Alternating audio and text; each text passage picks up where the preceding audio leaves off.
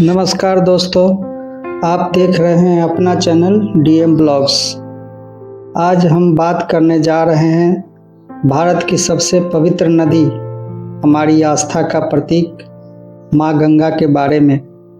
आखिर माँ गंगा की उत्पत्ति कैसे हुई, क्यों इन्हें स्वर्ग से धरती पर लाया गया, जानिए इस अद्भुत और भावुक कहानी को अंत तक। धार्मिक मान्यता के अनुसार माँ गंगा का संबंध भगवान विष्णु से जुड़ा हुआ है। कहा जाता है कि जब भगवान विष्णु ने 52 अवतार लिया तब उन्होंने अपने विशाल रूप में ब्रह्मांड को नापा। उस समय उनके चरणों को ब्रह्मांड के ऊपर से धोया गया और वही पवित्र जल गंगा के रूप में प्रकट हुआ। इसलिए गंगा को विष्णुपदी भी कहा जाता है। माना यह भी जाता है कि माँ गंगा का जन्म स्वर्ग में हुआ था। उन्हें देवताओं की नदी माना जाता था जो स्वर्गलोक में बहती थी। गंगा को पवित्रता, मोक्ष और जीवन का प्रतीक माना जाता है।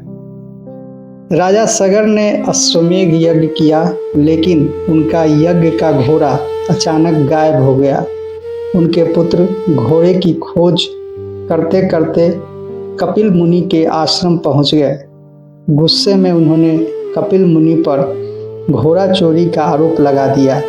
इससे क्रोधित होकर कपिल मुनि ने अपने तपोबल से सभी राजा सगर के 60,000 पुत्रों को भस्म कर दिया। राजा सगर के वंशज भागीरथ ने अपने पूर्वजों की आत्मा की शांति के लिए कठोर तपस्या की। सालों तक तपस्या करने के बाद ब्रह्मा प्रकट हुए और उन्होंने माँ गंगा को पृथ्वी पर भेजने का वचन दिया। माँ गंगा का इतना तेज था कि अगर वे सीधे पृथ्वी पर आती तो सब कुछ नष्ट हो जाता। तब भगीरथ ने भगवान शिव की प्रार्थना की। भगवान शिव ने अपनी जटाओं में धारण किया, जिससे उनका वेग और अहंकार दोनों शांत हो गया। जब भगीरथ ने फिर से शिव जी की प्रार्थना की, तब शिव जी ने अपनी जटाओं को धीरे धीरे खोला। माँ गंगा को छोटे छोटे धाराओं में बाहर निकाला ताकि उनका वेग नियंत्रित रहे। इस तरह माँ गंगा धीरे धीरे धरती पर उतरी और राजा भगीरथ के पीछे पीछे चल पड़ी। माँ गंगा को जहानवी भी कहा जाता है। यह एक और रोचक कथा है। बताया जाता है कि जब भगीरथ ने कठोर तपस्या करके स्वर्ग से गंगा जी को पृथ्वी पर लाया तो उनका उद्देश्य अपने पूर्वजों का उद्धार करना था। गंगा जी जब स्वर्ग से पृथ्वी पर उतरी तो उनका प्रवाह बहुत तेज और प्रचंड था। वे बहती हुई कई जगहों को डुबोती चली गई। इसी दौरान उनका जल ऋषि जहनु के आश्रम में फैल गया और उनके यज्ञ को बिगाड़ दिया। ऋषि जहनु को बहुत क्रोध आया। उन्होंने अपनी तपस्या की शक्ति से पूरी गंगा नदी को पी लिया। इससे पृथ्वी पर गंगा का प्रवाह रुक गया। तब राजा भगीरथ ने ऋषि जहनु से विनती की कि वे गंगा जी को वापस छोड़ दे, क्योंकि उनका उद्देश्य पवित्र था। भगीरथ प्रार्थना से खुश होकर ऋषि जहनु ने गंगा जी को अपने कान से पुनः बाहर निकाला। इसलिए गंगा जी का नाम जहानवी पड़ा। जब माँ गंगा पृथ्वी पर आई तो भगीरथ उन्हें उस स्थान पर ले गए जहाँ उनके पूर्वजों की राख थी।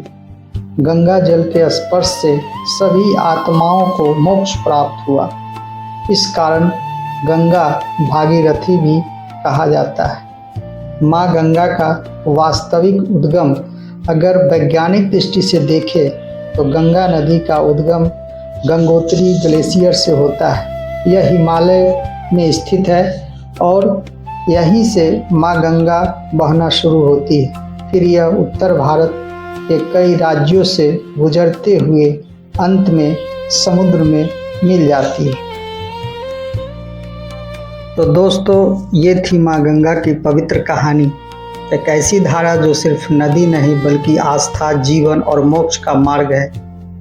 कहा जाता है कि माँ गंगा में सिर्फ जल नहीं बहता बल्कि बहती है करोड़ों लोगों की श्रद्धा, विश्वास और उम्मीदें। लेकिन दोस्तों, आज ज़रूरत है कि हम सिर्फ गंगा से लेने वाले न बने बल्कि उन्हें स्वच्छ और निर्मल रखने का संकल्प भी लें। गंगा सिर्फ एक नदी नहीं, हमारी पहचान है।